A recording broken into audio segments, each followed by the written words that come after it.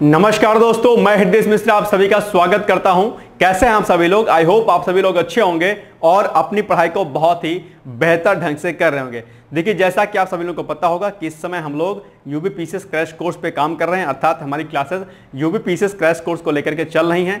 शाम को आपकी क्लासेस आती हैं और ये क्लासेस न सिर्फ यूबीपीसीएस के लिए महत्वपूर्ण होती हैं, बल्कि ये आपकी जो क्लासेस हैं ये बेसिकली आपके आरओ एआरओ के साथ साथ में अगर आप किसी भी स्टेट सिविल सर्विसेज की तैयारी कर रहे होंगे तो उसके लिए भी महत्वपूर्ण है। साथ ही साथ में अगर आप वनडे एग्जाम की तैयारी कर रहे होंगे तो वहां उस एग्जाम के लिए भी ये आपके लिए क्या है, महत्वपूर्ण है। और आज बेसिकली मेरी क्लास है और इसके पहले हमने इकोनॉमिक्स की क्लास एक कर ली थी। आज ये हमारी इकोनॉमिक्स की क्या है, सेकंड क्लास है। साथ ही साथ में एनवायरमेंट के भी 2 क्लासेस ऑलरेडी आपकी हो चुकी होंगी, ठीक है। तो ऐसे में दरअसल क्या है कि आप लोग जो है क्लासेस को प्रॉपर तरीके से देखिए और जो है स्टार्टिंग क्लास में भी आपको बताया ही जा चुका है, बार बार मैं इसको क्या ही रिपीट करूं कि दरअसल ये क्लासेस जो आपकी सारी की सारी दी जा रही हैं आपको, ये बहुत ही क्या है, महत्वपूर्ण है। महत्वपूर्ण इसलिए है क्योंकि यहां पर जितने भी महत्वपूर्ण टॉपिक हैं, इंपॉर्टेंट जो प्रीलिम्स बेस्ड जो टॉपिक हैं वो आपको जो है बताए जा रहे हैं, कॉन्सेप्ट को क्लियर कराया जा रहा है और क्या क्या फैक्चुअल डेटा जो आपके प्रीलिम्स के लिए महत्वपूर्ण है उन सभी बिंदुओं पर आपसे चर्चा की जाती है। तो प्लीज आप लोग समय निकाल करके इन क्लासेस को जरूर देखा करिए, ठीक है। तो आइए हम लोग बिना देरी के आज की क्लास को स्टार्ट करते हैं और आज हम लोग बहुत ही महत्वपूर्ण टॉपिक पर चर्चा करेंगे। हालांकि सारी क्लासेस आपकी महत्वपूर्ण होती है क्योंकि महत्वपूर्ण टॉपिक को ही आपको जो है पढ़ाया जा रहा है, जो कि आपके एग्जाम के लिए क्या है, वेरी वेरी मोस्ट इंपॉर्टेंट है। तो आज हम लोग बेसिकली पढ़ेंगे क्या, मुद्रा और बैंकिंग वाले चैप्टर को पढ़ेंगे और वहां पर कई सारे महत्वपूर्ण टॉपिक हैं। टॉपिक कौन कौन से पढ़ेंगे उसको हम लोग एक बार देख लेते हैं। मुद्रास्फीति क्या है इसको हम लोग देखेंगे, क्या है अवस्फीति यानी कि इन्फ्लेशन डिफ्लेशन जिसको हम लोग बोलते हैं उसको देखेंगे। साथ ही साथ में फिलिप्स वक्र क्या होता है, लॉफर वक्र क्या होता है, इस पर कई बार एग्जाम में प्रश्न पूछा गया है, इस पर हम लोग चर्चा करेंगे। मुद्रा क्या होती है, बैंकिंग प्रणाली में क्या होती है, वहां पर आरबीआई के कार्य, उसकी स्थापना वर्ष देखेंगे। साथ ही साथ में repo rate, reverse repo rate क्या होता है इसको देखेंगे। साथ ही साथ में CRR क्या होता है, अन्य प्रमुख वित्तीय संस्थान क्या होते हैं, इनके बारे में चर्चा करेंगे और प्लस और जो भी महत्वपूर्ण जो चीजें होंगी हम लोग उन सभी टॉपिक्स पर हम लोग क्या करेंगे, चर्चा करेंगे। तो ये सारे के सारे और यहां से प्रश्न जो है निश्चित तौर पर एक ना एक आएगा, ठीक है। जितनी मैं बातें बोल रहा हूं आप एग्जामिनेशन हॉल में जाइएगा और मेरी बातों को बस आप रिकॉर्ड कर लीजिएगा।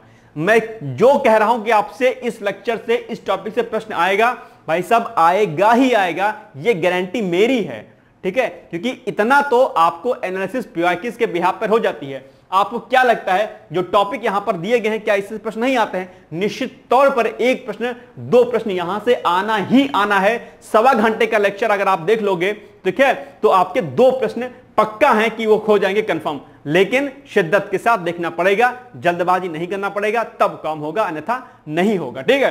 तो बिना देरी के हुए हम लोग आज के सेशन को स्टार्ट करते हैं और देखते हैं कि हमें क्या कुछ इसमें पढ़ना है और हम लोग थोड़ा सा कॉन्सेप्ट के साथ में फैक्चुअल डेटा पर भी काम करेंगे, ठीक है। चलिए कॉपी पेन को उठाइए, नोट डाउन करते रहिएगा, पीडीएफ का हो हल्ला मत करिएगा, दिमाग से शांत मन से जो है लेक्चर को सुनने का प्रयास करना बस, ठीक है। नहीं तो आधा दिमाग आपका पीडीएफ में लगा रहेगा, ठीक है, समय निकल जाएगा, कुछ भी आपके हाथ में नहीं बचेगा, ठीक है। चलिए आइए हम लोग सीधे अब स्टार्ट करते हैं।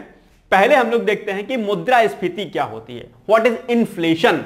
अक्सर आप लोगों ने जो है चर्चाओं में इस शब्द को सुना होगा, कई बार आपके एग्जाम में भी पूछा जाता है कि बताइए इन्फ्लेशन क्या होता है, मुद्रास्फीति क्या होती है।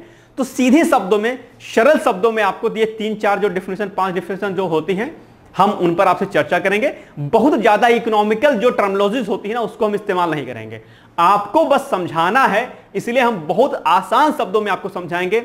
बहुत ज्यादा जो है जो टेक्निकल टर्मिनोलॉजीज होती हैं उसका मैं इस्तेमाल बिल्कुल आपके साथ नहीं करूंगा, ठीक है, कि आप फिर से उलझ जाएं इसी में। सीधे शब्दों में, आसान शब्दों में, ठीक है।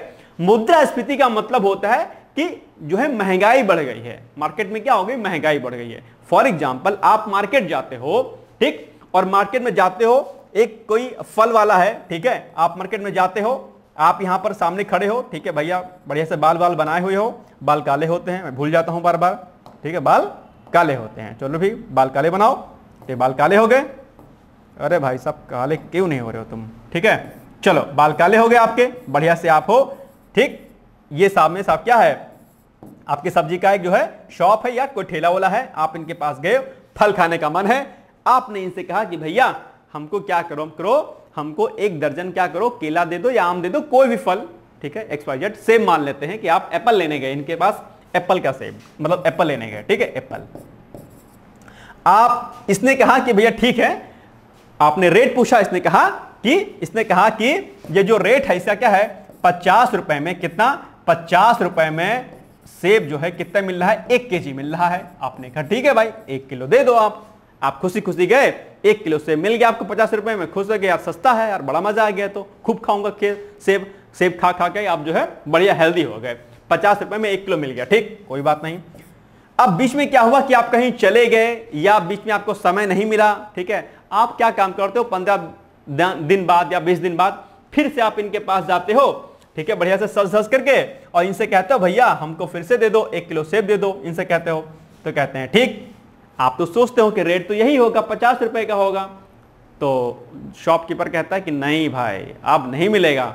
वो कहेगा कि अब जो है 50 रुपए में, क्या कहेगा, वो कहेगा अब 50 रुपए में जो है आपको आधा किलो ही मिलेगा। कितना मिलेगा, केवल 500 ग्राम मिलेगा आपको, अब जो है नहीं मिलेगा इतना। आप कहोगे यार ऐसा कैसे हो गया, पहले तो 50 रुपए में 1 किलो मिलता था, अभी तो 50 रुपए में आधा किलो मिलता है, मतलब दुगना दाम बढ़ गया इसका, ठीक है, महंगाई बढ़ गई, इसका मतलब क्या, सिंपल यही बात हुआ ना भाई, महंगाई बढ़ गई।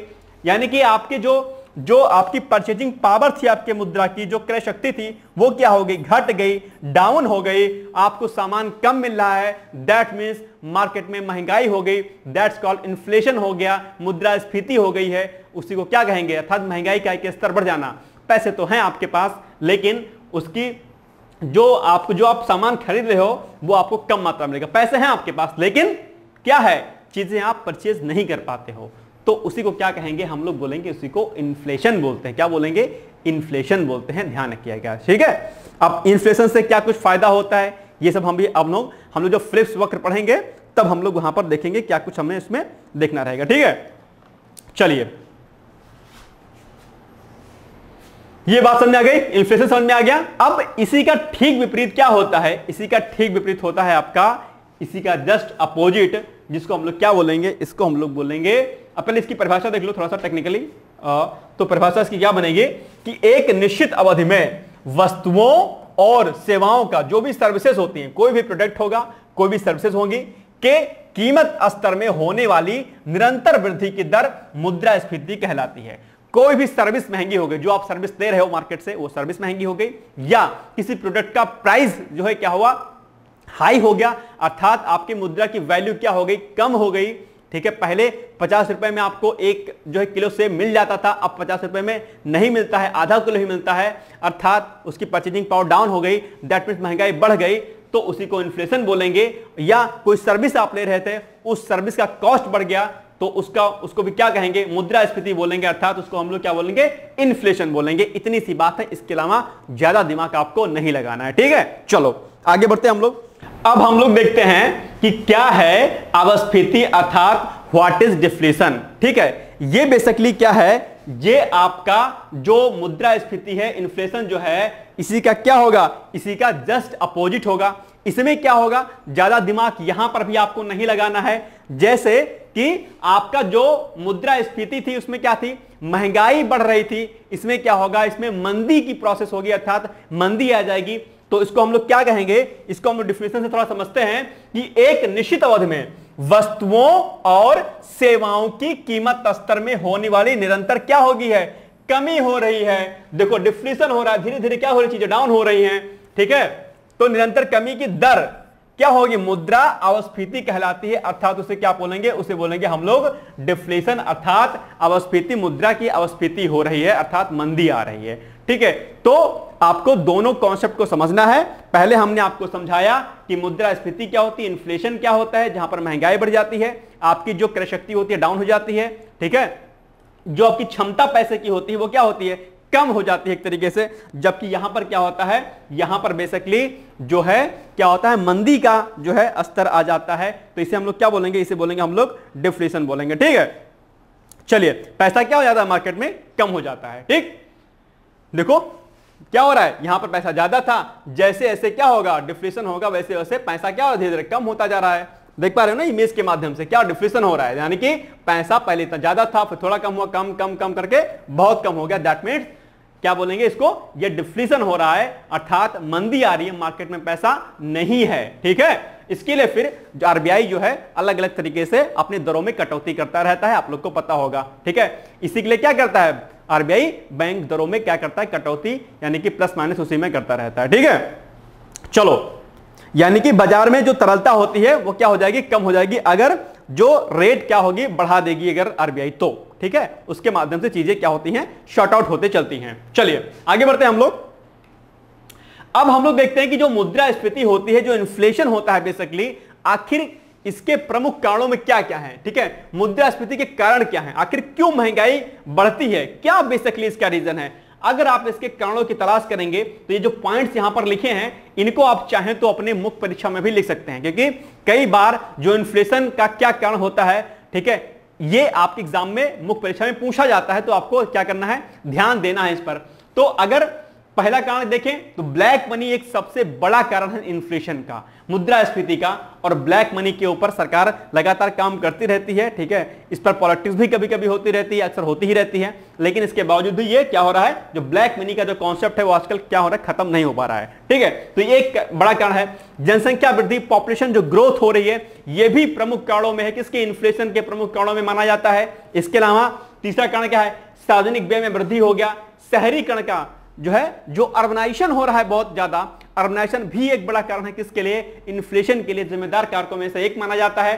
साथ ही साथ में औद्योगिक उत्पादन में कमी हो रही है, ये एक प्रॉब्लम क्रिएट करता है। इसके अलावा आवश्यक वस्तुओं की जमाखोरी, और इसके लिए सरकार जो है कई बार नियम और कानून बनाती है कि ताकि जो वस्तुएं हैं क्या है, जमाखोरी उसकी ना हो, जमाखोरी अगर हो जाएगी तो क्या होगा, महंगाई का स्तर बढ़ जाएगा। ये भी एक बड़े कारणों में है, और इस पर सरकार अक्सर जो है कुछ ना कुछ रूल एंड रेगुलेशंस लाती रहती है। इस पर हमने करंट अफेयर्स पर आपको एक प्रश्न भी कराया था, अगर आपको याद होगा।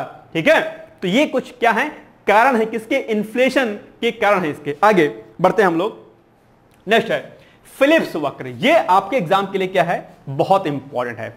फिलिप्स वक्र हो गया, लॉफर वक्र हो गया, ठीक है, और बाकी जो हमने आपको पहली क्लास जो हमने आपको बताया था बेरोजगारी वाले में, गरीबी वाले में, वहां में हमने आपको एक दो वक्र बताए थे, वो भी आपके लिए क्या थे, इंपॉर्टेंट थे।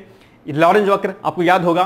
ठीक है, यहां पर हम लोग क्या देखेंगे, फिलिप्स वक्र के बाद में देखेंगे कि भाई साहब ये जो फिलिप्स वक्र होता है, बेसिकली फिलिप्स वक्र क्या होता है। ठीक है, चलिए अगर हम इसके पहले पॉइंट पर चर्चा करें तो आप देखेंगे कि 1958 में AWH फिलिप्स ने बेरोजगारी एवं मुद्रा मजदूरी दरों में होगा, दल नहीं दरों होगा, दरों में परिवर्तन के मध्य संबंध की व्याख्या की। ठीक है, क्या किया, जो आपके AWH फिलिप्स है, उन्होंने बेरोजगारी एवं मुद्रा, ठीक है, जो मुद्रा की दरें होती हैं, इसको हटाइए, मुद्रा की दरों में परिवर्तन के मध्य संबंध की व्याख्या की, अर्थात फिलिप्स वक्र जो होता है वो क्या होता है, इसको समझिए। तो फिलिप्स वक्र बेसिकली मुद्रास्फीति की क्या दर एवं बेरोजगारी की दर के मध्य व्युत्क्रमानुपाती संबंध को प्रदर्शित करता है। इसका मतलब क्या हुआ, इसका मतलब यह हुआ कि अगर आप इसको इस तरीके से समझें, आप एक तरफ क्या लिखिए, आप एक तरफ लिखिए क्या, मुद्रास्फीति, यहां लिखिए क्या, मुद्रास्फीति, और ये मुद्रास्फीति क्या होती है, व्युत्क्रमानुपाती होती है। किसके, ये मुद्रास्फीति व्युत्क्रमानुपाती होती है किसके, ये आपके बेरोजगारी के, किसके, बेरोजगारी के, बेरोजगारी। अर्थात क्या होगा इसमें, अगर व्युत्क्रमानुपाती संबंध है तो अगर मुद्रास्फीति क्या होगी, बढ़ेगी, क्या होगी, अगर मुद्रास्फीति बढ़ेगी तो बेरोजगारी क्या होगी, कम होगी, अगर मुद्रास्फीति बढ़ेगी तो बेरोजगारी क्या होगी, कम होगी, क्योंकि इसमें व्युत्क्रमानुपाती संबंध है। यही फिलिप्स भाई साहब कह रहे थे। और मुद्रास्फीति की सिचुएशन में एक कंडीशन और बनती है, और वहां पर क्या होता है, रोजगार में वृद्धि होती है। तो आपके एग्जाम में ये कूट के फॉर्म में, फैक्ट के फॉर्म में पूछ सकता है कि बताइए मुद्रास्फीति और बेरोजगारी में संबंध कैसा होता है। आप बताएंगे व्युत्क्रमानुपाती संबंध होता है। आप बताएंगे कि अगर मुद्रास्फीति बढ़ेगी तो क्या होगा, बेरोजगारी दर में कमी आएगी। लेकिन आपसे कोई पूछे कि मुद्रास्फीति क्या बढ़ना चाहिए, नहीं, मुद्रास्फीति एक जो है स्टैंडर्ड उसका होना चाहिए कि ना मुद्रास्फीति इन्फ्लेशन बहुत कम हो ना बहुत ज्यादा हो, एक जो है मध्य मार्ग का जो रास्ता होता है वो रहे, अर्थात जहां पर बहुत ज्यादा जो है प्रॉब्लम ना होने पाए। एक सिंपल सा जो है टास्क कॉन्सेप्ट जो है आपको समझ में आना चाहिए, ठीक है, कि मुद्रास्फीति का बहुत कम होना भी सही नहीं है और मुद्रास्फीति का बहुत बढ़ जाना भी भारतीय अर्थव्यवस्था के लिए, किसी भी अर्थव्यवस्था के लिए सही नहीं माना जाता है। यह बिंदु आपको ध्यान रखना है। परीक्षा में यानी कि आपके इंटरव्यू में प्रश्न पूछ सकता है कि मुद्रास्फीति का कम होना बेहतर है या ज्यादा होना बेहतर है। आप कहेंगे कि मुद्रास्फीति का ना बहुत कम होना अच्छा माना जाएगा ना बहुत ज्यादा होना माना जाएगा।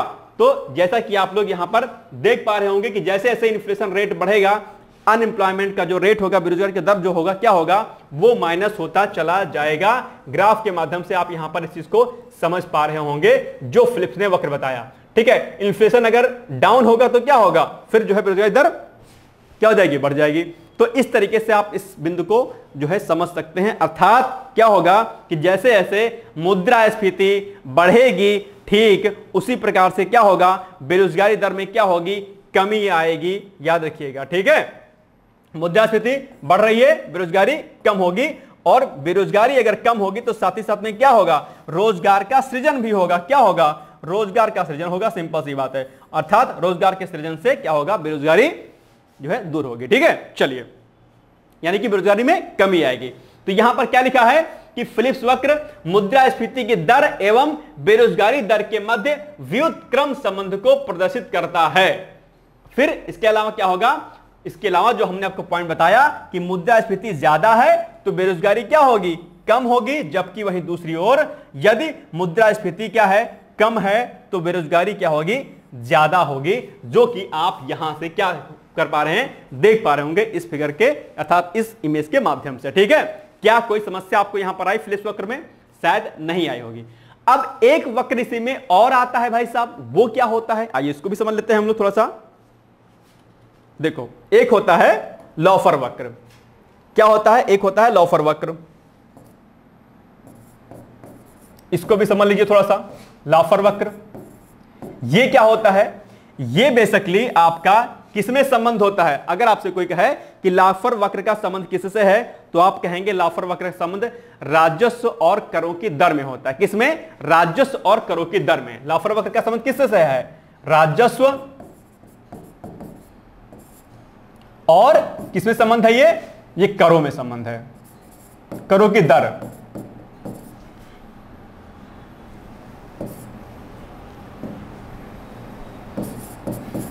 करों की दर में संबंध है। अर्थात इसका मतलब क्या होगा कि सिंपल सी बात है, सरकार क्या चाहती है, सरकार चाहती है कि उसका राजस्व क्या हो, बढ़े। और सरकार अगर राजस्व बढ़ाना चाहती है तो क्या करती है, वो टैक्स मतलब जो करों की दर है, जो टैक्स रेट है, उसको क्या कर देती है, बढ़ा देती है। जब देश आजाद हुआ 1947 के बाद, तो सरकार ने क्या किया कि राजस्व में कमी थी, उसका पैसा तो था नहीं। सिंपल सी बात है, जब देश आजाद हो तो क्या पैसा था सरकार के पास, बिल्कुल नहीं था। तो सरकार ने क्या काम किया, सरकार ने क्या किया, जो राजस्व की जो दरें थी उसको क्या किया, राजस्व की दरों को क्या किया, बढ़ाने लग गई। करों की दर को क्या की, बढ़ाने लगी कि भाई राजस्व मेरा बढ़ जाए। ऐसी स्थिति में क्या हुआ कि जब करों की दर ज्यादा थी तो लोग तो राजस्व बढ़ा नहीं उससे, क्योंकि क्या होगा भाई, अगर आप हाई टैक्स रेट रखोगे तो कौन पैसा देगा, लोग फिर पैसा देंगे नहीं भाई साहब, बचाएंगे। अभी भी देखो कि अभी भी टैक्स का सिस्टम ठीक ठाक है, लेकिन उसके बाद भी लोग जो है टैक्स देने की बजाय किस पर काम करते हैं, टैक्स बचाने पर काम करते हैं। कि भाई किसी भी तरीके से कोई भी गुड़ा भाग करके सीए के पास जाते हैं, उनको बोलते हैं भाई साहब कुछ करके कम कर दो, ठीक है। यानी कि सरकार अगर राजस्व बढ़ाने के लिए अगर करों की दर बहुत हाई करती है तो क्या होता है, राजस्व जो है क्या होगा, बढ़ने के बजाय कम होने लगता है, क्योंकि लोग फिर पे नहीं करेंगे। क्या करेंगे, फिर उसको टैक्स बचाने की कोशिश करेंगे और फिर लोग सबमिट नहीं करेंगे, यानी कि अपने जो है क्या कहते हैं, टैक्स को नहीं जमा करेंगे। तो कहा जाएगा कि जो है अगर आप इसको ग्राफ के माध्यम से समझें आप इसको, तो यहां पे आप लिखिए क्या, करों की दर लिख लीजिए, क्या, करों की दर यहां पर लिख लीजिए, ठीक है। और यहां पर लिखिए क्या, राजस्व, क्या, राजस्व, ठीक है। और इस ग्राफ को कुछ इस तरीके से आप बनाइए, थोड़ा सा ऐसे करके, ठीक है, ऐसे बनाइए। एक बिंदु ये हो गया, एक बिंदु ये हो गया, एक बिंदु ये हो गया, ठीक है, राजस्व, ठीक है। और ये बढ़ता हुआ दिखाइए इस तरफ भी बढ़ता हुआ दिखाइए। अर्थात अगर इस इमेज के माध्यम से आप समझोगे तो राजस्व कब बढ़ेगा, जब करों की दर बढ़ेगी। ठीक है, राजस्व जो है क्या हो रहा है, राजस्व आपका बढ़ रहा है, लेकिन एक स्थिति ऐसी आएगी जब आप करों की दर बहुत बढ़ा दोगे, ठीक है, तो ऐसा क्या होगा कि जो राजस्व बढ़ रहा था ये राजस्व क्या होगा, फिर डाउन होना शुरू हो जाएगा। क्या होगा, ये धीरे धीरे क्या होगा, कम होना शुरू हो जाएगा। यानी कि आप करों की दर एक खास बिंदु तक ले जाओ, अर्थात अगर हम एक यहां पर एक आदर्श स्थिति को समझें, अर्थात यहां पर अगर हम देखें तो यहां पर क्या होगा, यहां पर राजस्व क्या बढ़ रहा है, लेकिन अगर कर की दर बहुत बढ़ाओगे तो ये जो राजस्व जो आपका बढ़ना चाहिए था क्या होगा, धीरे धीरे क्या होगा, ये कम होना शुरू हो जाएगा। धीरे धीरे क्या होगा, ये कम होना शुरू हो जाएगा। क्यों, क्योंकि लोग कर फिर देंगे नहीं, कर बचाएंगे। तो इसलिए करो, अच्छा अगर कर की दर आप कम कर देंगे, इधर बढ़ा रहे थे, अगर कर की दर अगर कम कर देंगे तो भी राजस्व नहीं बढ़ेगा। सिंपल सी बात है भाई, कर का रेट है ही नहीं तो राजस्व लोग टैक्स कहां से देंगे। तो कर की दर का ना बहुत कम करना सही है, ना कर की दर का बहुत बढ़ाना सही है। कर की दर कम करना मार्केट में एक बहुत बड़ी समस्या सामने उभर के आ जाएगी। ठीक है, तो ये सारी बिंदु आपको ध्यान रखना है। अर्थात लाफर वक्र की बात करें तो दरअसल लाफर वक्र का संबंध राजस्व और करों की दर से है। अर्थात लाफर ने कहा कि सरकार अगर करों की दर को बहुत लंबे समय तक बढ़ाती है तो राजस्व में कमी आना शुरू हो जाएगी। अर्थात अगर सरकार को ठीक ढंग से राजस्व को एकत्रित करना है तो करों की जो दर हो वो एक आदर्शात्मक स्थिति में हो, अर्थात ना किसी को बहुत प्रॉब्लम हो और ना ही जो है कोई समस्या होने पाए। अर्थात कर इतना हो कि इंसान खुशी खुशी सरकार को टैक्स पे कर दे और वो बचाने पर काम ना करे। जैसे कि अगर अभी हाल ही के वर्षों की बात करेंगे तो अभी जो टैक्स को लेकर के जो डेटा सामने आया है वो बहुत अच्छा आया है कि लोगों की संख्या जो है टैक्स की क्या है, बढ़ी है। लोग अब पहले क्या करते, बचाते थे, लेकिन जब देश आजाद हुआ टैक्स की दरें बहुत ज्यादा थी, लोगों ने टैक्स को बचाया। लेकिन जब 1990 के बाद टैक्स रिफॉर्म हुआ तो फिर क्या हुआ, राजस्व में फिर जो है बढ़ोतरी होना शुरू हो गई। इस समय हम लोग आदर्श स्थिति में लगभग चल रहे हैं। इस यहां से लेकर यहां की स्थिति में हम लोग चल रहे हैं, मतलब ठीक ठाक टैक्स हमारे पास इस समय क्या हो रहा है, कलेक्ट हो रहा है। यही क्या है, यही था आपका लॉफर वक्र। ठीक है, और फिलिप्स वक्र तो हमने आपको समझा ही दिया। ठीक है, चलिए, क्या यह पॉइंट आपको समझ में नहीं आया? आई थिंक आपको समझ में आ गया होगा। ठीक है, चलिए अब देखिए, ये पॉइंट हो गया आपका, फिलिप्स वक्र हो गया आपका। ठीक है, अब देखिए आगे हम लोग बढ़ते हैं। अब बात करते हैं व्हाट इज मनी, मुद्रा क्या है। भाई मुद्रा तो आप लोग जानते होंगे, मुद्रा से ही आप क्या करते हैं, क्रय विक्रय करते हैं। लेकिन जब मुद्रा का प्रचलन नहीं था मार्केट में तो हम लोग क्या करते थे, वस्तु विनिमय करते थे। गांव में हालांकि आज भी वस्तु विनिमय होता है, जो महिलाएं होती हैं, जो गांव में अगर आप जाओगे, हालांकि प्रथा गांव में भी कम हो रही है, लेकिन हम लोग चूंकि 90s के हैं तो हम लोगों ने देखा इस सब चीज को। हालांकि अभी भी बहुत जगह पर हो रहा होगा कि हम वस्तु के बदले वस्तु लेते हैं। ठीक है, अगर हमें गेहूं की आटे की आवश्यकता है तो हम किसी के पड़ोस में घर में जाते हैं, वहां कहते हैं कि आप हमसे थोड़ा सा जो है क्या कर लो, जिस चीज की कमी है आप उसको कहते हो कि अच्छा जिसकी आपके यहां बढ़ोतरी है, आप कहते हो कि ये सामान आप हमसे ले लो, यानी कि चावल आप हमसे ले लो और हमको आटा दे दो, क्योंकि हमारे यहाँ आटा नहीं है, चावल हमारे यहाँ ज्यादा है, तो तुम आटा मतलब चावल ले लो और हमको उसके बदले में क्या करो, जो है आटा दे दो। तो ये वस्तु विनिमय का क्रम पहले चलता रहता था जब मुद्रा नहीं थी। फिर धीरे धीरे क्या हुआ, मुद्रा प्रचलन में आई तो मुद्रा का विकास हुआ। फिर जो है करेंसीज, अलग अलग टाइप की करेंसी, आजकल तो बिटकॉइन से लेकर के पता नहीं कितनी प्रकार की करेंसीज आजकल मार्केट में आ रही हैं, तो उनका प्रचलन हो गया है। ऑनलाइन करेंसीज आ गई हैं, मुद्रा के फॉर्म में, आपके पास सिक्के के फॉर्म में, नोट के फॉर्म में देख ही पा रहे होंगे आप लोग मुद्रा। तो यही मुद्रा होती है बेसिकली। तो आइए देखते हैं हम लोग कि मुद्रा क्या होती है। यह अर्थव्यवस्था का क्या होती है, बेस होती है, अर्थात आधार होती है, जिसके जरिए वस्तुएं एवं सेवाएं खरीदी जाती हैं। सिंपल सी बात है, आप मुद्रा से ही, पैसे से ही सर्विसेज लेते हो और उसी से क्या करते हो, कोई प्रोडक्ट अर्थात कोई वस्तु खरीदते हो। इसके अलावा एक प्रोफेसर वाकर हुए हैं, उन्होंने कहा कि उनके शब्दों में मुद्रा क्या है, उन्होंने कहा मुद्रा वह है जो मुद्रा का कार्य करे। Money is what money does. ये कहा प्रोफेसर वाकर ने। हो सकता है आपके एग्जाम में ये पॉइंट आपसे पूछ ले कि निम्नलिखित परिभाषा या कथन किसका है, आप बताएंगे प्रोफेसर वाकर का है। क्या बात समझ में नहीं आई, आ गई होगी। ठीक है, चलो आगे बढ़ते हैं हम लोग। नेक्स्ट है, अब थोड़ा सा हम लोग बैंकिंग प्रणाली के बारे में पढ़ते हैं, 2-3 फैक्ट। ठीक है, जो कि आपके एग्जाम के लिए क्या है, वेरी वेरी मोस्ट इंपॉर्टेंट है। तो देखते हैं हम लोग क्या है कुछ है इसमें। पहला, बैंकिंग सिस्टम में पहले हम आरबीआई को पढ़ते हैं। तो आरबीआई को के बारे में आप लोग जानते होंगे, एक सिंपल सा एक टर्मिनोलॉजी यूज की जाती है कि बैंकों का बैंक कौन है, आरबीआई है। जिसको हम लोग कहते हैं रिजर्व बैंक ऑफ इंडिया, ठीक है, आरबीआई, ठीक है। तो यह भारत का क्या है, सेंट्रल बैंक है, अर्थात भारत का यह केंद्रीय बैंक है। और यहां से प्रश्न आपके एग्जाम में कई सारे पूछे जाते हैं। तो पहला प्रश्न आपके से यही बन जाता है कि बताइए आरबीआई की स्थापना कब हुई थी। तो आरबीआई की स्थापना दरअसल 1 अप्रैल 1935 अर्थात 1 अप्रैल 1935 को हुई थी। किस एक्ट के माध्यम से, यह भी जानना आपके लिए जरूरी है। तो वो एक्ट है आरबीआई एक्ट 1935 के तहत आरबीआई की स्थापना वर्ष 1935 में हुई थी। डेट 1 अप्रैल, इसको याद रख लेना, ठीक। इसके अलावा भारत में केंद्रीय बैंक की स्थापना की सिफारिश किसने की थी। तो सर्वप्रथम 1926 अर्थात 1926 में हिल्टन यंग कमीशन ने की थी। यह भी फैक्ट आपके लिए जरूरी है। और आरबीआई का राष्ट्रीयकरण किया गया था। Very very most important fact है आपके लिए। आरबीआई का राष्ट्रीयकरण दरअसल 1 जनवरी 1949 यानी कि 1 जनवरी 1949 को आरबीआई का नेशनलाइजेशन कर दिया गया था, अर्थात इसका राष्ट्रीयकरण कर दिया गया था। अगर हम इसके मुख्यालय की बात करते हैं आरबीआई के, अर्थात इसके हेडक्वार्टर की बात करते हैं, तो इसका हेडक्वार्टर कहां पर है, मुंबई में है। लेकिन जब इसकी स्थापना हुई थी तो उस समय इसका जो मुख्यालय था वो कहां था, कोलकाता में था। अर्थात आरबीआई के स्थापना जब हुई तब उसका मुख्यालय कोलकाता में था। उसके बाद में इसके कार्यालय को मुंबई में हस्तांतरित कर दिया गया, ठीक है, ध्यान रखना इसको। ये क्या हो गए, कुछ फैक्ट हैं जो आपके एग्जाम के लिए जरूरी हैं। इसके अलावा अगर हम लोग कुछ एक फैक्ट पर और बात करते हैं तो प्रथम आरबीआई जो गवर्नर थे सर ऑसबॉर्न स्मिथ थे। और स्वतंत्र भारत के प्रथम गवर्नर कौन थे, सीडी देशमुख थे। यह भी आपको याद रखना, यह फैक्ट आपके लिए जरूरी है। ये सारे के सारे फैक्ट नोट करते हुए चलना, प्रश्न यहीं से बनते हैं, ठीक है। फिर आप लोग कहोगे इकोनॉमिक्स समझ में नहीं आती है। जितने डेटा हैं आपको कलेक्ट करके अपनी कॉपी में नोट डाउन करते हुए चलना है, ठीक है। चलो आगे बढ़ते हैं। अब एक चीज यहां पर और आपसे कई बार आपके एग्जाम में पूछी जाती है, क्या पॉइंट है ये, पॉइंट ये है कि भारत में 1 रुपए का जो नोट होता है वित्त मंत्रालय के द्वारा जारी किया जाता है, अर्थात आरबीआई का इसमें कोई कार्य नहीं है, किसमें, 1 रुपए के नोट में, ठीक।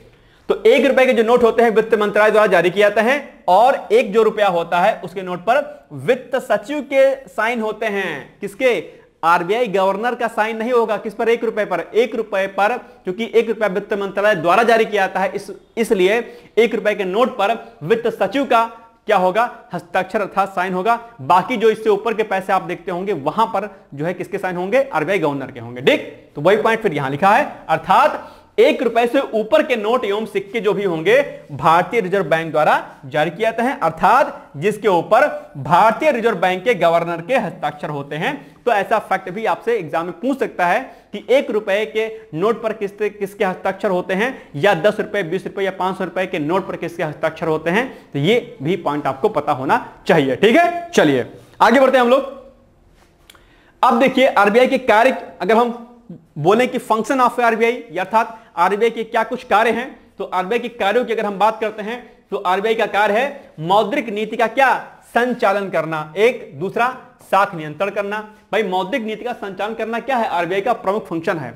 अगर मार्केट में क्या हो रहा है, मार्केट में अगर इन्फ्लेशन हो रहा है, डिफ्लेशन हो रहा है, इन्फ्लेशन हो गया तो क्या करेगी, जो बैंक रेट है वो क्या करेगी, बढ़ा देगी, क्या, आरबीआई। अर्थात अगर इन्फ्लेशन की स्थिति है तो इन्फ्लेशन की स्थिति में बैंक रेट आरबीआई क्या करेगी, बढ़ा देगी। और इससे क्या होगा, बाजार में तरलता कम हो जाएगी और फिर चीजें कंट्रोल हो जाएंगी।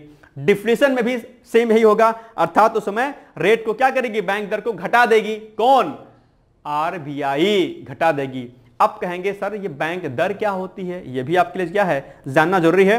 तो बेसिकली जो बैंक दर होती है वो क्या होती है, जब आरबीआई किसी भी कॉमर्शियल बैंक को, बैंक दर क्या होगी, जब आरबीआई क्या, जब आरबीआई, ये हो गया आपका क्या, आरबीआई, और जब आरबीआई किसी भी बैंक को, अर्थात कोई भी कॉमर्शियल बैंक है, उस कॉमर्शियल बैंक को क्या करेगी, बताओ फटाफट क्या करेगी, उस कॉमर्शियल बैंक को ऋण देगी दीर्घकालिक समय के लिए। किसके लिए, दीर्घकालिक समय के लिए। तो उसे क्या बोलेंगे, उसे हम बोलेंगे बैंक दर। यानी कि जिस दर पर आरबीआई किसी कॉमर्शियल बैंक को पैसा देगी, ऋण देगी, कितने समय के लिए, एक लंबे समय के लिए, अर्थात दीर्घकालिक समय के लिए, उसे ही क्या बोलेंगे हम, उसे हम बोलेंगे आरबीआई जो है क्या कहते हैं, बैंक दर।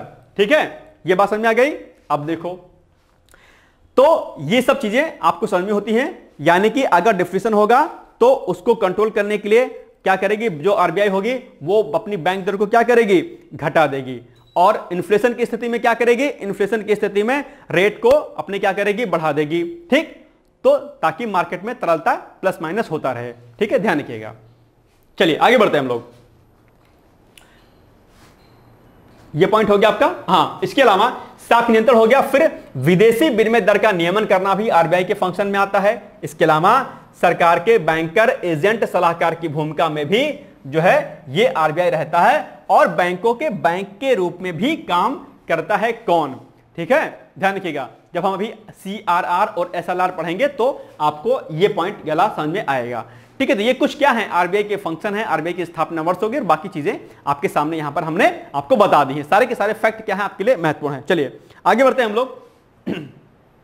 अब देखो, अब है रेपो रेट, जहां से प्रश्न आपके एग्जाम में क्या होता है भाई साहब, कई बार क्या होता है, पूछा जाता है। ठीक है, तो बैंक दर में हमने क्या पढ़ा, बैंक दर में हमने पढ़ा, देखो बैंक दर में हमने क्या पढ़ा, इसको थोड़ा समझ लो आप लोग। बैंक दर में हमने पढ़ा कि आरबीआई क्या करता है, आरबीआई किसी बैंक को, किसी कॉमर्शियल बैंक को क्या करता है, एक ऋण देता है लंबे समय तक के लिए, क्या, लॉन्ग समय के लिए, लॉन्ग टाइम के लिए। ठीक, अब अगर हम बात करते हैं रेपो रेट की, किसकी, रेपो रेट की, रेपो रेट क्या होता है इसको समझिए थोड़ा सा। ठीक है, तो ये पहली बात तो आपको पता होना चाहिए कि दरअसल क्या होता है कि जो है रेपो रेट और रिवर्स रेपो रेट एक दूसरे के क्या है, अपोजिट हैं, और रेपो रेट से कई बार प्रश्न आपके एग्जाम में पूछा जाता है। तो रेपो रेट में क्या होगा, रेपो रेट में होगा जो आरबीआई होगा वो किसी कॉमर्शियल बैंक को क्या करेगा, ऋण देगा, किसी कॉमर्शियल बैंक को क्या करेगा, ऋण देगा। कोई भी कॉमर्शियल बैंक है, ठीक है, कोई भी कॉमर्शियल बैंक है उसको क्या करेगा, ऋण प्रदान करेगा। तो अब आप कहेंगे कि बैंक दर में भी तो यही था, आरबीआई कॉमर्शियल बैंक को ऋण दे रही थी और यहां पर भी ऋण दे रही है कॉमर्शियल बैंक को आरबीआई, तो दोनों सेम हो गया। इसमें एक अंतर है, अंतर क्या है कि बैंक दर में क्या होता है कि आरबीआई जो होती है किसी कॉमर्शियल बैंक को एक लंबे समय तक के लिए ऋण देती है, क्या, एक लंबे समय तक के लिए ऋण देती है, जबकि रेपो रेट में क्या होता है, जो ऋण दिया जाता है वो क्या होता है, लघु समय के लिए दिया जाता है, क्या, लघु समय के लिए, अर्थात शॉर्ट टर्म के लिए, शॉर्ट अर्थात मिनिमम टाइम के लिए किसी कॉमर्शियल बैंक को ऋण दिया जाता है, किसके, किसके द्वारा, आरबीआई के द्वारा। ये पॉइंट आपको याद रखना है। इसके अलावा एक पॉइंट यहां पर और हो जाएगा, तो पहले हम रेपो रेट को एक बार देख लेते हैं, यानी कि भारतीय रिजर्व बैंक, क्या, भारतीय रिजर्व बैंक जिस दर पर व्यापारिक बैंकों को यानी कि कॉमर्शियल बैंकों को अल्पकालिक ऋण यानी कि कम समय के लिए ऋण प्रदान करता है, उसे क्या कहेंगे, रेपो रेट कहेंगे। सिंपल सा हमने आपको बताया यहां पर। ठीक है, कि आरबीआई किसी कॉमर्शियल बैंक को, व्यापारिक बैंक को ऋण प्रदान करेंगे, कितने समय के लिए, लघु समय के लिए, इसी को रेपो रेट बोलेंगे। और अर्थव्यवस्था में तरलता में वृद्धि, कमी आदि के लिए इसका उपयोग किया जाता है, अर्थात आरबीआई रेपो रेट को बीच बीच में प्लस माइनस करती रहती है। समाचार पत्रों में अक्सर आपने सुना होगा, और वर्तमान में रेपो रेट कितनी है ऐसा प्रश्न आपके एग्जाम में पूछ लिया जाता है। तो मैं आपको टास्क देता हूं कि इस समय आप लोग जो है रेपो रेट पता करिए कि इस समय आरबीआई ने repo rate, reverse repo rate क्या रखा हुआ है, और ऐसा प्रश्न आपके एग्जाम में पूछ लेता है। ठीक, ये हो गया रेपो रेट, बात समझ में आ गई। अब इसका ठीक विपरीत क्या होता है, रिवर्स रेपो रेट होता है। तो इसी को क्या करिए, इसी को आप जस्ट क्या करिए, अपोजिट कर दीजिए। जैसे ये क्या था, ये जस्ट लाइक ऐसे था, तो इसको आप क्या करिए, ऐसे कर दीजिए। यानी कि जब कोई कमर्शियल बैंक जो है क्या कहते हैं, इनको पैसा देगा, आरबीआई के पास पैसा रखेगा, उसी को हम रिवर्स रेपो रेट बोलेंगे। सिंपल सी बात है। आइए देखते हैं हम लोग इसमें क्या है। इसमें है कि रिवर्स रेपो रेट वह दर है जो भारतीय रिजर्व बैंक अपने ग्राहकों को उनसे लिए गए अल्पकालिक ऋणों पर प्रदान करता है। ठीक है, अब यहां पर देख पा रहे होंगे, ये देखिए, ये कॉमर्शियल बैंक है, कॉमर्शियल बैंक आरबीआई यानी कि सेंट्रल बैंक के पास क्या करता है, पैसा कुछ देता है, देखो। ठीक है, रिवर्स रेपो रेट यहां पर आप इस इमेज के माध्यम से ठीक ढंग से समझ पा रहे होंगे। ठीक है, पैसा रिवर्स रेपो रेट में क्या हो रहा है, रिवर्स रेपो रेट में पैसा यहां से यहां नहीं जा रहा है, रिवर्स रेपो रेट में पैसा कॉमर्शियल बैंक से यहां पर आ रहा है। ठीक है, और रेपो रेट में क्या था, यहां से यहां जा रहा था। बात समझ में आ गई, कोई दिक्कत, यानी कि रेपो रेट का जस्ट अपोजिट होता है क्या, रिवर्स रेपो रेट। ठीक, चलो, और इसमें और कोई दिक्कत मुझे नहीं लगता कि आपको होने चाहिए। अब इसके अलावा एक दो कॉन्सेप्ट और हैं, और रिवर्स रेपो रेट क्या होता है? रिवर्स रेपो रेट बाजारों में नकदी की तरलता को नियंत्रित करने के लिए काम आती है। तो आपसे एग्जाम में पूछ सकता है कि रिवर्स रेपो रेट का क्या इस्तेमाल किया जाता है। बताएंगे कि भाई बाजार में नकदी की तरलता को नियंत्रित करने के लिए दरअसल रिवर्स रेपो रेट का इस्तेमाल किया जाता है, वो इसके काम आती है बस। ठीक, चलिए अब देखो एक पॉइंट आपके सामने क्या है और आता है, जिसको हम लोग क्या बोलते हैं, इसको बोलते हैं हम लोग नगद आरक्षित अनुपात, जिसको बोलते हैं कैश रिजर्व रेशियो। क्या? कैश रिजर्व रेशियो अर्थात CRR। आप कहेंगे भाई साहब ये क्या होता है CRR? आप इसको इस डिफिनेशन को समझ में आपको दिमाग तनिक नहीं लगाना, बिल्कुल नहीं लगाना है। आप इससे समझो पॉइंट से, क्या कह रहा है? Cash reserve. क्या कह रहा है? Cash reserve. क्या कह रहा है? कैश, फिर शब्द क्या है? रिजर्व। इतने से आपको समझ में आ जाएगा। कैश रिजर्व का मतलब ये हुआ, आप सोचेंगे यार कैश रिजर्व यानी कि CRR, आप सोचेंगे यार इतनी कठिन डिफिनेशन है, इतने दो शब्दों से हम कैसे समझेंगे इसको? ठीक है, तो इसका मतलब ये हुआ कि जब कोई कॉमर्शियल बैंक खुलता है, ठीक है, नई उसकी ओपनिंग होती है, या कोई कॉमर्शियल बैंक जब अपना कुछ अधिकृत पैसा, ठीक है, अपना कुछ पैसा कुछ साख क्या करता है, जब वो RBI के पास क्या करता है? रिजर्व कर देता है, वहां पर जमा कर देता है, दैट्स कॉल्ड CRR। अर्थात वाणिज्यिक बैंकों के सकल जमा का वह अनुपात जो उन्हें RBI के पास नगद रूप में रखना अनिवार्य होता है, नगद आरक्षित अनुपात यानी कि CRR कहलाता है। तो अगर CRR आ गया, इसकी फुल फॉर्म जानिएगा कि कैश रिजर्व रेशियो, अर्थात जब कॉमर्शियल बैंक अपना कुछ जो है क्या कुछ पैसा अपना किसके पास रख देते हैं, नगद जो है पैसा किसके पास रखते हैं?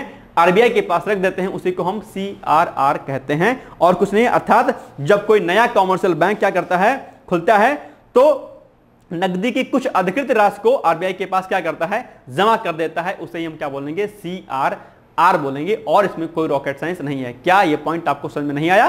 बस इससे आप याद रखिएगा कि कैश रिजर्व करता है, रखता है कहां पर? RBI में। कौन? Commercial bank. बस, कोई दिक्कत? चलो अब देखो, इसके अलावा CRR में क्या होगा? CRR में वृद्धि से बैंकों के पास तरलता में कमी आती है, जबकि इसके विपरीत CRR में कमी तरलता को क्या करती है? बढ़ाती है। यह भी आपको याद रखना है। और एक पॉइंट और होता है, एक चीज और पढ़नी होती है, वो होती है आपकी क्या? वो होती है आपकी सांविधिक तरलता अनुपात, जिसको हम लोग बोलते हैं स्टैच्यूटरी लिक्विडिटी रेशियो अर्थात SLR। अब कहेंगे भाई साहब ये क्या होता है? इसमें भी आपको कोई खास पॉइंट जो है नहीं जानना है। ठीक है, इसमें क्या होता है, जो ये सांविधिक तरलता अनुपात होता है, इसमें क्या होता है, जो बैंक्स होते हैं वो क्या करते हैं, ठीक है, अपने दैनिक जो चीजें होती है, दैनिक रूप से कुछ अमाउंट, ठीक है, क्या करते हैं, अपने पास रख लेते हैं, सेव करते रहते हैं, कुछ अमाउंट, खास अमाउंट। ऐसा क्यों होता है? फॉर एग्जाम्पल कि आप जो है एक दिन है, ठीक है, एक कोई दिन है, आज माना कि आज मंडे है फॉर एग्जाम्पल, ठीक, क्या हुआ, मंडे है, ठीक है, और बैंक के पास एक्स मनी है, ठीक है, इतना सारा पैसा है, एक्स थाउजेंड करके कुछ करके, और एक दिन बैंक में क्या हुआ कि लोग जो जा रहे हैं बैंक के पैसा जो है कुछ करने के लिए, वो क्या हो रहे हैं, वो लोग जो आ रहे हैं यहां पर, वो इस सोमवार को क्या कर रहे हैं, पैसा डाल नहीं रहे हैं, पैसा निकाल रहे हैं केवल, क्या, लेकिन एक सीमित अमाउंट है बैंक के पास। तो अगर एक दिन या 2-3 दिन लगातार लोगों ने पैसा नहीं जमा किया, वहां पर पैसा निकाल रहे हैं, तो क्या बैंक के पास पैसा बचेगा? नहीं बचेगा उस समय, सिंपल सी बात है। तो क्या बैंक काम करती है, तो SLR में क्या होता है कि बैंक अपनी जो है कुछ पूंजी का मतलब जो दैनिक रूप से कुछ पूंजी क्या करती है, उसको अपने पास जमा करती रहती है। अब जमा जो करती है पैसे, वो 3 रूपों में जमा करती है, ठीक है, अमाउंट जो जमा करती है अपने पास के, ताकि भाई कोई ऐसी स्थिति ना आने पाए कि हम कंगाल हो जाएं। ऐसी स्थिति से बचने के लिए कॉमर्शियल बैंक अपना कुछ अमाउंट अपने पास रखते रहते हैं। वो अमाउंट जो रखते हैं अपने पास, तो 3 रूपों में होता है। वो 3 रूप कौन कौन से होते हैं इसको समझते हैं, ठीक है। तो SLR को बैंक अपने पास 3 रूपों में, यानी कि नगद फॉर्म में रखेगा, पैसे के फॉर्म में रखेगा, या सोना जो गोल्ड होता है उसके फॉर्म में रखेगा, या सरकारी प्रतिभूति के रूप में जो है वो रख सकते हैं। तो 3 रूपों में रख सकता है। तो आपके परीक्षा में प्रश्न पूछ सकता है कि कॉमर्शियल बैंक SLR को किस फॉर्म में रख सकते हैं? आप बताएंगे, एक नगद रूप में, दूसरा गोल्ड के रूप में, सोना के रूप में, तीसरा सरकारी प्रतिभूतियों के रूप में।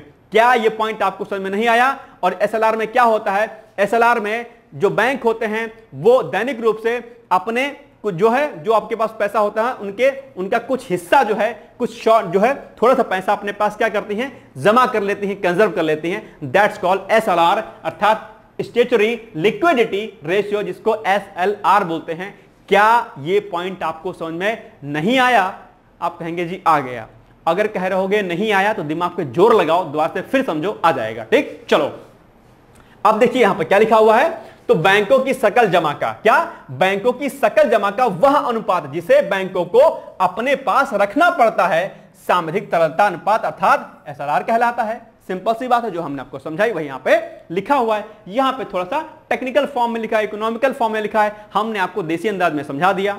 ठीक है, कोई बात? ठीक है। जैसे फॉर एग्जांपल इसको आप ऐसे समझो कि अगर आप अपने फादर से, जिसको आप बैंक भी मान सकते हो, बैंक ही होते हैं हमारे लिए वो, बैंक से आप पैसा, उनके पास एक फिक्स अमाउंट है, सैलरी नहीं आई है, उनके पास सैलरी, कुछ सैलरी आई है, उनके पास पैसा है, और पापा से अगर आप अपने डेली पैसा मांगते हो, तो अगर उनके पास, उनके जेब में, पॉकेट में 500 रुपए हैं, डेली अगर आप पैसा मांगोगे तो 500 रुपया खत्म होगा कि नहीं होगा? खत्म होगा। तो लेकिन क्या काम करेंगे, जो पेरेंट्स होते हैं वो अपने खर्चों से कटौती करते रहते हैं और वो अपने पास पैसा रखते रहते हैं अलग से। तो उनको पता होता है कि मेरे बच्चे या मेरी माँ, खासकर माँ क्या करती, पैसा बचा के रखती रहती हैं, कहीं से उनको मिलता है तो बचा के रखती हैं, सेफ रखती हैं कि कल को मेरा बच्चा मांगेगा तो मैं उनको दूंगी। बैंक भी यही काम करते हैं, पैसा बचा के रखते हैं अपने पास कि भाई कोई मांगेगा तो हम कहां से देंगे। ठीक है, तो इसी को SLR कहते हैं। क्या ये पॉइंट आपको समझ में नहीं आया? आई थिंक आ गया होगा। चलो आगे बढ़ते हैं हम लोग। अब देखिए, अब हम पढ़ते हैं थोड़ा सा बैंकों के बारे में। वाणिज्यिक बैंक क्या होते हैं, नाबार्ड क्या होता है, क्षेत्रीय ग्रामीण बैंक क्या होते हैं। ये छोटे छोटे कॉन्सेप्ट हैं जो आपके एग्जाम में कई बार पूछा जाता है, इसको हमने यहां पर लिखा है। प्लस कुछ फैक्ट हम लोग और देखेंगे बैंकों से संबंधित, और कुछ प्रमुख वित्तीय संस्थान है उसको भी हम लोग देखने का प्रयास करेंगे। चलो, वाणिज्यिक बैंक के बारे में अगर हम बात करते हैं तो वाणिज्यिक बैंक साख सृजन का कार्य करते हैं, अर्थात विभिन्न प्रकार के खाते खोल करके, अर्थात अकाउंट खोलेंगे और क्या करेंगे, साख सृजन करेंगे। इसका मतलब बैंक से अकाउंट खोलना पड़ेगा। साख सृजन हवा में तो होगा नहीं, सिंपल सी बात है। साख सृजन के लिए बैंक अकाउंट खोलना पड़ेगा, लोगों से पैसा लेना पड़ेगा। ठीक है, सिंपल सी बात है। अर्थात वाणिज्यिक बैंक यानी कि जो कॉमर्शियल बैंक होते हैं, साख सृजन का कार्य करते हैं, अर्थात विभिन्न प्रकार के खाते खोलकर जनता से जमा स्वीकार करते हैं और उसके आधार पर ऋण का वितरण करते हैं। सिंपल सी बात है, जनता से पैसा लेंगे, उनके पास इकट्ठा हो जाएगा, उसी के आधार पर क्या करेंगे, ऋण क्या करेंगे, प्रदान करेंगे। यही तो कॉन्सेप्ट है। ऐसा तो है नहीं कि उनके पास आसमान से पैसा गिरता है या पैसा का पेड़ उनके पास लगा होता है। बैंकों के पास पैसा कहां से आता है? बैंकों के पास पैसा, सिंपल सी बात है, वो जो है जनता से ही आता है। ठीक, इसके अलावा क्या कह रहा है? इसके अलावा कह रहा है कि वाणिज्यिक बैंकों की जननी बैंक बैंक ऑफ इंग्लैंड को कहा जाता है। ये फैक्ट है, आप इसको याद रखिएगा। और इसके अलावा भारत में पहला वाणिज्यिक बैंक 1770 में अर्थात 1770 में कोलकाता में शुरू किया गया था। तो ये फैक्ट हो सकता है आपके एग्जाम में पूछ ले कि बताइए भारत में पहला वाणिज्यिक बैंक किस वर्ष में खुला था? आप बताएंगे 1770 में। कहां पर खुला था? आप बताएंगे कोलकाता में। ठीक, क्या ये बिंदु आपको समझ में नहीं आया? आ गया होगा। चलिए आगे बढ़ते हैं हम लोग। नेक्स्ट है, एक है आपका सहकारी बैंक। आप कहेंगे भाई साहब सहकारी बैंक क्या होता है? तो आइए देखते हैं कि सहकारी बैंक क्या होता है। वाणिज्यिक बैंक समझ गए? ठीक, यानी कि वाणिज्यिक बैंक के लिए वाणिज्यिक बैंक क्या काम करता है? साख सृजन करता है, यानी कि लोगों के अकाउंट खुलवाएगा, उनसे पैसा जमा करवाएगा, फिर उसी पैसा जमा से क्या करेगा, लोगों को ऋण प्रदान करेगा, अर्थात वो क्या कहलाएगा, वाणिज्यिक बैंक कहलाएगा। और अब हम पढ़ते हैं सहकारी बैंक। ये क्या काम करता है भाई साहब?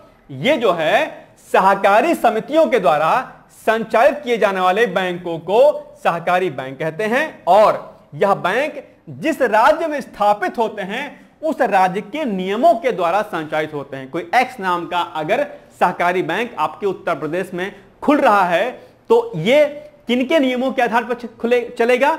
ये उत्तर प्रदेश सरकार के नियमों और कानूनों के आबद्ध होकर के चलेगा। अर्थात सहकारी बैंक जहां भी खुलेगा वो पर्टिकुलर उस राज्य सरकार के नियमों और कानूनों से बंधा होगा और उन्हीं के सिद्धांतों, नियमों, कानूनों के आधार पर वो कार्य करेगा। यही क्या है? यही आपका सहकारी बैंक है। ठीक है, सरकारी नहीं, सहकारी है। ठीक है, सेमी गवर्नमेंट आप समझ लीजिए, दैट्स ऑल। इसके अलावा ग्रामीण क्षेत्रों में सहकारी बैंक कृषि, पशुपालन, मत्स्य पालन के लिए क्या करता है? ऋण उपलब्ध कराता है। यानी कि अगर आप गांव में रहते हैं, आपको एग्रीकल्चर के लिए फंड चाहिए, आपको पशुपालन करने के लिए कुछ चाहिए पैसा, या कृषि संबंधित गतिविधियों के लिए अगर आपको पैसा चाहिए तो कहां जाओगे आप? सहकारी बैंक जाओगे, कहोगे भैया हमको मछली पालन करना है, हमको पैसा चाहिएगा, तो कहेगा ठीक है ले जाओ, क्योंकि इसका कार्य क्या है? यही है, और ये राज्य सरकार के नियमों और कानून के आबद्ध होकर के कार्य करता है। ठीक है, जबकि शहरी क्षेत्रों में, ग्रामीण क्षेत्र में तो ये काम करेगा कृषि से संबंधित, जबकि शहरी क्षेत्र में क्या करेगा? यह स्वरोजगार, लघु उद्योग तथा व्यक्तिगत वित्त के लिए क्या करेगा? साख या ऋण उपलब्ध कराएगा। भाई गांव में रह रहे हो आप, गांव में तो गांव संबंधी गतिविधियों में आपकी हेल्प करेगा। कृषि हो गया, कृषि संबंधित कार्य हो गए, ठीक है, मत्स्य पालन हो गया, या कोई अन्य कृषि संबंधी आप रोजगार करना चाहते हो तो उसके लिए काम करेगा आपके लिए। और अगर आप सिटी में रहते हो तो सिंपल सी बात है भाई, वहां पर क्या करोगे? आप अपना कोई रोजगार शुरू करोगे, उसके लिए पैसा मिल जाएगा आपको। कोई छोटा सा इंडस्ट्री या उद्योग लगाओगे, या व्यक्तिगत अगर आपको कुछ चाहिए तो उसके लिए काम करेगा कौन? सहकारी बैंक। क्या सहकारी बैंक आपको समझ में नहीं आया? आ गया होगा। ठीक, चलिए आगे बढ़ते हैं हम लोग, जिसको हम लोग क्या बोलते हैं? कॉर्पोरेटिव बैंक भी बोलते हैं। नेक्स्ट है क्षेत्रीय ग्रामीण बैंक। ये भी इंपॉर्टेंट है और यहां से कई बार आपके प्रश्न आता है। क्षेत्रीय ग्रामीण जो बैंक होते हैं और प्लस जो नाबार्ड यानी कि जो अलग से बैंक है, इसके बारे में कई बार आपके एग्जाम में प्रश्न क्या होता है? पूछा जाता है। ठीक है, चलिए देखते हैं इसको हम लोग। तो जो क्षेत्रीय ग्रामीण बैंक होता है भाई साहब, ये क्या होता है? ये होता है, इसकी स्थापना वर्ष की अगर बात करें तो ये आपके लिए जानना जरूरी है। इसकी स्थापना वर्ष 2 अक्टूबर 1975 को हुई थी। कब हुई थी? 2 अक्टूबर 1975, यानी कि 2 अक्टूबर 1975। और इसका उद्देश्य क्या है? इसका उद्देश्य है वित्तीय समावेशन करना। ठीक, अब देखो 2-3 पॉइंट इसके, कि क्षेत्रीय ग्रामीण बैंकों के 2 प्रमुख दायित्व सुनिश्चित किए गए हैं। यानी कि जितने भी क्षेत्रीय ग्रामीण बैंक होते हैं उनके 2 क्या हैं? ड्यूटीज हैं, दायित्व हैं। कौन कौन से हैं दायित्व? पहला कि पहले समाज के कमजोर वर्ग को सस्ती ब्याज दर पर क्या करना? ऋण उपलब्ध कराना। यह पहला दायित्व है किसका? क्षेत्रीय ग्रामीण बैंक का। ठीक, दूसरा, ग्रामीण इलाकों में बचत को क्या करना? बढ़ावा देना तथा वहां उत्पादक गतिविधियों में सहयोग करना, ताकि जो प्रोडक्टिविटी हो वो क्या हो? इनहांस हो। तो ये लोगों की हेल्प करता है कौन? क्षेत्रीय ग्रामीण बैंक, जिसकी स्थापना 2 अक्टूबर 1975 को हुई थी। और 2 अक्टूबर को क्या होता है? गांधी जयंती होती है, जानते होंगे आप लोग। ठीक, चलिए इसके अलावा एक फैक्ट यहां पर और इंपॉर्टेंट है, वो क्या है? कि क्षेत्रीय ग्रामीण बैंक में कौन? केंद्र सरकार, दूसरा राज्य सरकार, तीसरा जो प्रवर्तक बैंक वो होगा पर्टिकुलर, उसमें जो हिस्सेदारी होती है पैसा निवेश कर लिया अनुपात में, वो क्या होती है? 50:15:35। यानी कि केंद्र सरकार पैसा कितना रहेगा? 50 का रहेगा, राज्य सरकार 35, और जो प्रवर्तक बैंक होंगे वो कितने? सॉरी, ये जो राज्य सरकार होगा वो 15 होगा। ठीक है, 15, और ये जो प्रवर्तक जो बैंक होंगे उनका हिस्सा 35 होगा। यानी कि 50, 15 और 35 के अनुपात में जो है ये कार्य करेंगे, पूंजी निवेश करेंगे। ठीक, बात समझ में आ गई? तो ये क्या थे? कुछ फैक्ट थे आपके क्षेत्रीय ग्रामीण बैंक के। अर्थात क्षेत्रीय ग्रामीण बैंक क्या करेगा? समाज के कमजोर वर्गों को सस्ती ब्याज दर पर ऋण उपलब्ध कराएगा, जबकि दूसरा ग्रामीण इलाकों में बचत को बढ़ावा देगा, ताकि वहां पर उत्पादक जो गतिविधियां हो क्या हो? उनको बढ़ावा मिल सके। क्षेत्रीय ग्रामीण, आप लोगों ने अक्सर क्षेत्रीय ग्रामीण बैंक आपने गांव के आसपास कहीं ना कहीं आपने देखा होगा। ठीक है, क्षेत्रीय ग्रामीण बैंक। चलिए आगे बढ़ते हैं हम लोग। ये आपके लिए इंपॉर्टेंट है, जहां से प्रश्न कई बार आपके एग्जाम में पूछा जाता है। इस पर शॉर्ट नोट्स भी लिखने के लिए आता है, और इसकी स्थापना वर्ष और मुख्यालय इसका कहां है यह भी आपसे पूछा जाता है। तो नाबार्ड, जिसको हम लोग क्या बोलते हैं? राष्ट्रीय कृषि और ग्रामीण विकास बैंक इसको बोलते हैं। कई बार इसका फुल फॉर्म भी पूछ लेता है आपसे। ठीक है, तो यह भी आपको याद रहना चाहिए। इसके अलावा अगर हम इसकी स्थापना वर्ष की बात करते हैं तो इसकी स्थापना 12 जुलाई 1982 अर्थात 6 FYP में, अर्थात छठी पंचवर्षीय योजना के दौरान इसकी स्थापना की गई थी। और इसका मुख्यालय कहां पर है भाई साहब? इसका मुख्यालय है मुंबई में, जो कि दोनों फैक्ट आपके एग्जाम के लिए क्या हैं? वेरी वेरी मोस्ट इंपॉर्टेंट हैं। इसके अलावा और फैक्ट देखते हैं हम लोग। तो राष्ट्रीय कृषि और ग्रामीण विकास बैंक अर्थात नाबार्ड अधिनियम 1981 के तहत इसकी स्थापना की गई थी। कब? 1982 में। यह कृषि एवं ग्रामीण विकास हेतु वित्त प्रदान करता है। आपसे पूछ लेगा कि नाबार्ड किसके लिए ऋण उपलब्ध कराता है, तो आप कहेंगे कि यह कृषि एवं ग्रामीण विकास हेतु वित्त प्रदान करता है। कौन? नाबार्ड। ठीक है, इसीलिए क्या कहा गया? राष्ट्रीय कृषि और ग्रामीण विकास है, यानी कि कृषि के विकास के लिए और ग्रामीण विकास के लिए जो ऋण उपलब्ध कराएगा वो कौन कराएगा? नाबार्ड कराएगा। यहां से आप इसकी फुल फॉर्म से इसके कार्य को समझ सकते हैं, जिसकी स्थापना कब हुई थी? 1982 में, अर्थात 12 जुलाई 1982 में हुई थी। छठी पंचवर्षीय योजना के दौरान हुई थी। ठीक, बस इतना आपको पॉइंट क्या करना है? याद रखना है। क्या नाबार्ड समझ में नहीं आया? अब इस पर जो है डिटेल्स में आप अच्छे तरीके से लिख सकते हैं, क्योंकि ये प्री के बिहाफ पे आपको कराया जा रहा है, तो ज्यादा फैक्ट मैं आपको नहीं करा रहा हूं। जो आपके एग्जाम के लिए जरूरी है वो मैं आपको सारे के सारे करा दे रहा हूं। ठीक है, चलिए अब देखो, अब कुछ एक महत्वपूर्ण फैक्ट है आपके लिए जानना जरूरी, वो बहुत जरूरी है, जहां से अक्सर क्या होता है आपके एग्जाम में प्रश्न पूछ लेता है, भाई बताओ कि ये जानकारी क्या है, जानकारी नहीं है। ठीक है देखो, तो महत्वपूर्ण फैक्ट की अगर हम बात करें तो भारत में सार्वजनिक क्षेत्र का जो बड़ा बैंक है, सबसे बड़ा बैंक है, वो कौन है? एसबीआई है, अर्थात भारतीय स्टेट बैंक है। ये भी आपको एक फैक्ट याद रखना है, आपके एग्जाम में यहां से पूछ सकता है। ठीक है प्रश्न। इसके अलावा भारत सरकार द्वारा, यह फैक्ट बहुत इंपॉर्टेंट है, यहां से कई बार आपके एग्जाम में प्रश्न पूछा गया है। तो फैक्ट क्या है? फैक्ट आपके सामने है कि भारत सरकार द्वारा 14 बड़े व्यापारिक बैंकों का राष्ट्रीयकरण किया गया। कब? 19 जुलाई 1969 को, 1969 को। तत्कालीन प्रधानमंत्री कौन? इंदिरा गांधी थी उस समय प्रधानमंत्री, और उन्हीं के द्वारा दरअसल उस समय जो है 14 बैंकों का, क्या व्यापार बैंकों का क्या किया गया? राष्ट्रीयकरण किया गया। और अधिकतर बैंकों पर क्या था? जो बड़े जो उद्योगपति थे, जो बड़े जो इंडस्ट्रियल थे, उन्हीं का इस पर क्या था? एकाधिकार था। और इस पर सरकार ने क्या किया? तत्कालीन सरकार, केंद्र सरकार अर्थात इंदिरा गांधी सरकार ने इन बैंकों का क्या कर दिया? राष्ट्रीयकरण कर दिया। ठीक है, याद रखिएगा। ठीक, चलिए इसका नाम जुलाई 1955 में इंपीरियल बैंक ऑफ इंडिया का राष्ट्रीयकरण करके स्टेट बैंक ऑफ इंडिया यानी कि एसबीआई के रूप में गठन किया गया। और एसबीआई के चक्कर तो आप लोग लगाए होंगे, एसबीआई में अगर आप जानते होंगे तो कितना जल्दी एटीएम बन जाता होगा आपका एसबीआई में कितना जल्दी काम हो जाता होगा, ये आप लोग बखूबी जो है एसबीआई से क्या होंगे? परिचित होंगे। ठीक है, मुझे बताने की आवश्यकता नहीं है। खैर, टोंट था ये, ठीक है, बट बढ़िया काम कर रही है। खैर आगे बढ़ते हैं। वर्ष 1894 में पंजाब नेशनल बैंक की स्थापना हुई। यह प्रश्न भी कई बार पूछा गया आपके।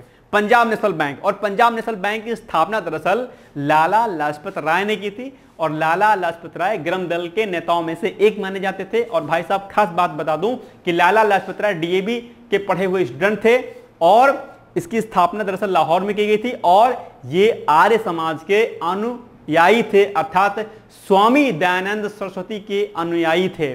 आप जितने क्रांतिकारी अगर आप देखते होंगे वो सभी क्रांतिकारी क्या थे? आर्य समाजी थे, डीएवी के पढ़े हुए स्टूडेंट थे। ध्यान से सुन लेना इसको। और आजकल आर्य समाज के विरोध में बहुत सारे लोग रहते हैं, ठीक है, हालांकि ऐसा नहीं होना चाहिए, लेकिन जो है अब आर्य समाज की बात आ गई तो आर्य समाज के संस्थापक कौन थे? स्वामी दयानंद सरस्वती जी हैं। और उन्होंने एक पुस्तक लिखी थी जिसका नाम क्या है? सत्यार्थ प्रकाश। और उन्होंने आर्य समाज की स्थापना भी जो है की थी 1875 में शायद। ठीक है, तो ये सारे बिंदु भी आपको क्या है? जानने जरूरी हैं। और पंजाब नेशनल बैंक इसमें बहुत ही बेहतर ढंग से काम कर रहा है, आपको पता होगा। ठीक है, चलिए, तो 1894 में पंजाब नेशनल बैंक की स्थापना की गई, जो कि पूर्ण रूप से क्या था? भारतीय प्रबंधन वाला प्रथम बैंक था। यह भी आपको बिंदु क्या करना है? याद रखना है। ठीक है, चलिए आगे बढ़ते हैं। अब कुछ प्रमुख वित्तीय संस्थान हैं जिसके बारे में आपके एग्जाम में प्रश्न पूछ लेता है कई बार, यानी कि उसकी स्थापना वर्ष और उसका मुख्यालय कहां पर है। तो 1 2 3 4 5 हमने वित्तीय संस्थान लिखे हैं, इनके मुख्यालय और इनके जो है क्या कहते हैं स्थापना वर्ष, ये आपके एग्जाम के लिए क्या जरूरी है। आइए देखते हैं हम लोग इसकी स्थापना वर्ष और मुख्यालय। तो पहले एसबीआई, भारतीय स्टेट बैंक, यानी कि जिसको हम लोग एसबीआई भी बोलते हैं, इसकी स्थापना वर्ष 1955 में। मुख्यालय कहां पर है? मुंबई में है। दूसरा क्या है? एलआईसी, जिसको हम लोग क्या बोलते हैं? भारतीय जीवन बीमा निगम। ठीक है, निगम, इसमें बहुत सारे लोग काम भी करते हैं एलआईसी में। ठीक है, तो अगर हम एलआईसी की स्थापना वर्ष की बात करें तो इसकी स्थापना वर्ष 1956 अर्थात 1956 में हुई थी। मुख्यालय इसका भी कहां पर है? मुंबई में है। नाबार्ड की बात करें, अभी हमने जस्ट ही आपको पढ़ाया नाबार्ड के बारे में, तो इसकी स्थापना वर्ष 1982 1992। मुख्यालय कहां पर? मुंबई में। भारतीय औद्योगिक विकास बैंक की बात करें तो इसका स्थापना वर्ष 1964 अर्थात 1964, मुख्यालय मुंबई। और भारतीय लघु उद्योग विकास बैंक की बात करें जिसको हम सिडबी भी बोलते हैं, सिडबी की स्थापना 1990 अर्थात 1990 में हुई थी, अर्थात अधिकतर लोगों का उस समय जन्म भी नहीं हुआ होगा, ठीक है, हमारा तो हो गया था, ठीक है। तो चलो, भारतीय लघु जो ये बैंक है, भारतीय लघु उद्योग विकास बैंक सिडबी, इसकी स्थापना कब हुई थी?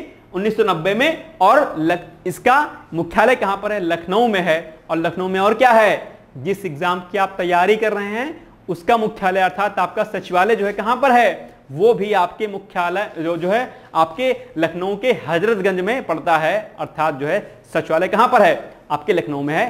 तो इसलिए आप लोग जो है धूमधाम से तैयारी करिए। और लखनऊ में की और क्या है? लखनऊ में ही उपाम है, अर्थात जो आपकी पीसीएस ऑफिसर्स की जो ट्रेनिंग होती है एसडीएम्स की, वो भी कहां पर है? लखनऊ में, अलीगंज में है। उपाम जिसको बोलते हैं, अर्थात उत्तर प्रदेश लोक सेवा आयोग जो मुख्य ब्रांच प्रयागराज में है, उसकी शाखा कहां पर? लखनऊ में। यहीं पर उपाम में ही इनकी ट्रेनिंग होती है, ठीक है। तो इसलिए लखनऊ क्या होता है? जरूरी हो जाता है। इससे आपको थोड़ा सा और आपके अंदर एनर्जी आनी चाहिए कि भाई साहब लखनऊ में बहुत अच्छी चीज है, हमें लखनऊ पहुंचना है, ठीक है। लखनऊ में जो लोग रहते होंगे उनके लिए तो ये चीजें बहुत नजदीक हैं, ठीक है। उनके लिए अलीगंज बहुत पास है कपूरथला में, ठीक है। उनके लिए सचिवालय भी बहुत पास में है। तो लखनऊ के आसपास और लखनऊ में रहने वाले लोग तो पूरी शिद्दत के साथ तैयारी करें, लेकिन जो लखनऊ से दूर रहते हैं, चूंकि उनको एक लंबा सफर तय करना पड़ेगा लखनऊ आने के लिए, ऐसे विद्यार्थी क्या काम करें? और मेहनत करें और दमखम लगाएं, ठीक है। तो ये जो बिंदु हमने आपको बताए हैं, ये सारे के सारे क्या हैं? जरूरी हैं। आज हमने आपको मुद्रास्फीति बताया, इन्फ्लेशन बताया। इन्फ्लेशन में हमने आपको बताया, इन्फ्लेशन यानी कि जब चीजें महंगी हो जाती हैं अर्थात महंगाई हो जाती है। डिफ्लेशन हमने आपको मंदी का रूप बताया। इसके अलावा हमने आपको क्या बताया? फिलिप्स वक्र बताया। फिलिप्स वक्र में हमने आपको क्या बताया? एक बार दोबारा से फटाफट आप लोग देख लीजिए, शायद थोड़ी चीजें आपकी क्या हो, रिवीजन वाली हो जाए आपके, ठीक है। देखो फिलिप्स वक्र एक बार देख लो आप लोगों एक बार, ठीक है। ये देखो फिलिप्स वक्र, फिलिप्स वक्र में हमने आपको क्या बताया कि फिलिप्स वक्र में मुद्रास्फीति और जो बेरोजगारी होती है उसमें क्या होता है? व्युत्क्रमानुपाती संबंध होता है, अर्थात जैसे जैसे मुद्रास्फीति बढ़ेगी, क्या मुद्रास्फीति जैसे जैसे बढ़ेगी वैसे वैसे क्या होगा? बेरोजगारी में क्या होगी? कमी आएगी और रोजगार का सृजन होगा।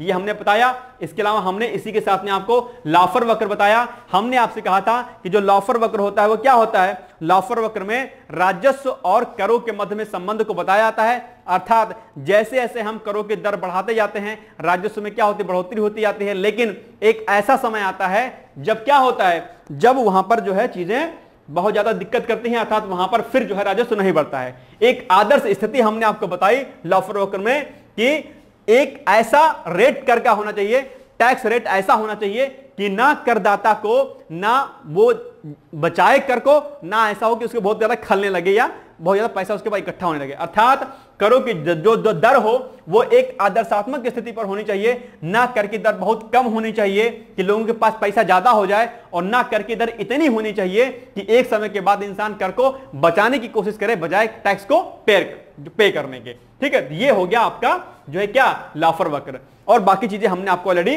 सब कुछ समझाई दी हैं, सारे के सारे फैक्ट आपके लिए जरूरी हैं। ऐसा सीआरआर बता दिया हमने, एसएलआर बता दिया, बैंक रेट हमने बता दिया आपको। ये सारे के सारे पॉइंट्स आपके एग्जाम के लिए क्या हैं? वेरी वेरी मोस्ट इंपॉर्टेंट है। आई होप आपको ये लेक्चर क्या होगा?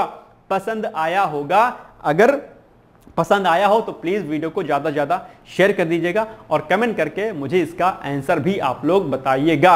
और अब आपसे लास्ट में मैं आपसे एक सिंपल सा छोटा सा प्यारा से आपसे एक प्रश्न पूछ रहा हूं, जिसका उत्तर क्या करना है? आपको देना है अपने कमेंट बॉक्स में। मैं आपसे क्या कह रहा हूं? मैं आपसे कह रहा हूं कि बताइए नाबार्ड की स्थापना कब हुई थी? यह आपका क्या है? प्रश्न है। आज आपका प्रश्न क्या है कि बताइए नाबार्ड की स्थापना कब हुई थी? आपके सामने मैं ऑप्शंस दे रहा हूं, ठीक है। बताओ, कमेंट बॉक्स में इसका उत्तर देना है। प्रश्न क्या है आपके सामने? क्वेश्चन, ठीक। आज का प्रश्न आपके लिए नाबार्ड, ठीक, नाबार्ड की स्थापना किस वर्ष हुई? ठीक है, किस वर्ष हुई?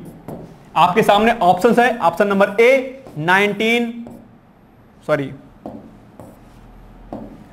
1981, B option 1982, option number C 1882 या ऑप्शन नंबर डी 1881।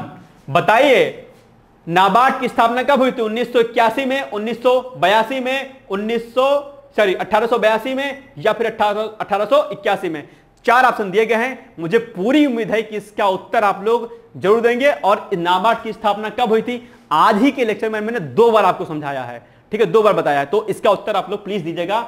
आपके उत्तर का, आपके आंसर का मुझे क्या रहेगा, वेट रहेगा, और देखता हूं कि कितने लोग इसका आंसर देते हैं। ठीक है, ये हो गया आज का हमारा महत्वपूर्ण लेक्चर। आई होप आपको चीजें समझ में आई होंगी और लेक्चर के सारे पॉइंट्स आप लोग प्लीज नोट डाउन कर लीजिएगा। निश्चित रूप से 2 से 3 प्रश्न या 1 से 2 प्रश्न यहां से आपके एग्जाम में आएंगे ही आएंगे। ठीक है, फिर मिलते हैं अगले लेक्चर में हम लोग एक नए लेक्चर के साथ। तब तक आप लोग पढ़ते रहिए, मस्त रहिए, व्यस्त रहिए। All the best. Thank you so much. Bye bye, take care.